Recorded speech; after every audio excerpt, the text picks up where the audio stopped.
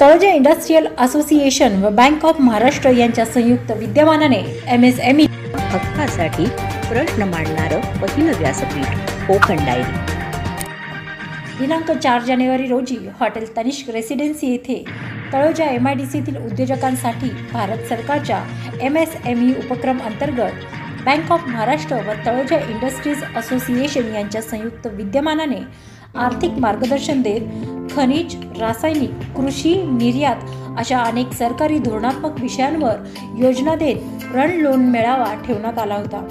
यावेळी Bank of Maharashtra general manager Rajesh Kumar Singh, zonal manager Sandeep Kumar Chaurasia, AGM Rupesh Vishwas यांनी मार्गदर्शन व आर्थिक नीतीबद्दल सविस्तर माहिती दिली। अनेक उद्योजकांना लोन मंजुरीचे पत्र वाटप करत शुभेच्छा देण्यात आल्या। उद्योजकांसाठी व्यावसायिक मार्गदर्शन, आर्थिक लोन लवकरात लवकर व साध्या सरळ पद्धतीने मिळावा यासाठी TI अध्यक्ष सतीश शेट्टी यांच्या वतीने सातत्याने पाठपुरावा केला जात असल्याने बँक ऑफ महाराष्ट्र व तळोजा इंडस्ट्रीज असोसिएशनच्या वतीने उद्योजकांनी या महालोन मेळाव्यात मोठ्या प्रमाणात सहभाग घ्यावा असे आवाहन करण्यात आले। हाँ, अब जैसे यहाँ तलोजा में आज की डेट में देखेंगे, तलोजा से यही इंडस्ट्रियल एरिया से मेरे ख्याल से 6-7 किलोमीटर दूर पे हमारी तलोजा ब्रांच है। तो पहला कांटेक्ट हमारा ब्रांच होता है।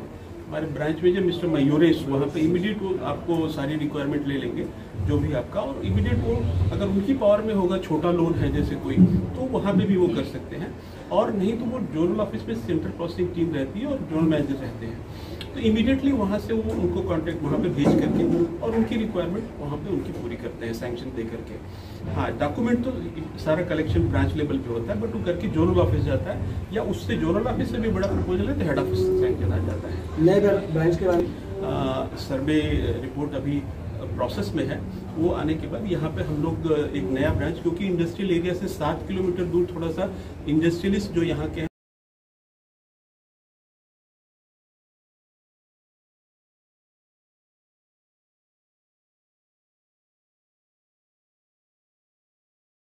कॉन्सेप्ट ठेवायचा, त्यासाठी त्याने फुल दिवस आज प्रोग्राम केलेला आहे, सकाळी 11 वाजतापासून संध्याकाळी 5 वाजतापर्यंत। तर आपला उद्देश हेच आहे की आपला लोकल प्रमाणे जो इंडस्ट्रीज कुठे बाहेर जाऊ शकत नाही, बोलतो ना सरकार आपल्या दारावरती, त्या अनुषंगानेच त्यांचं पण धोरण तसंच आहे की इंडस्ट्रीला डोर स्टेप सर्व्हिस भेटलं पाहिजे।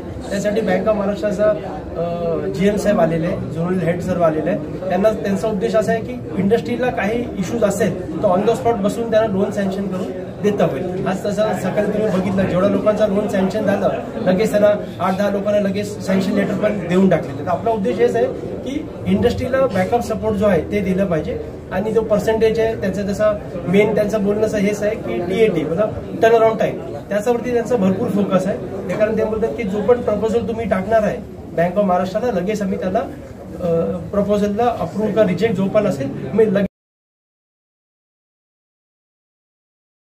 डालने के लिए उधर रसायनी में, तो इन्होंने हमको बहुत अच्छा कोऑपरेट किया है। पूरी टीम ने एक नंबर समझ ऐसा आज तक देखा नहीं है।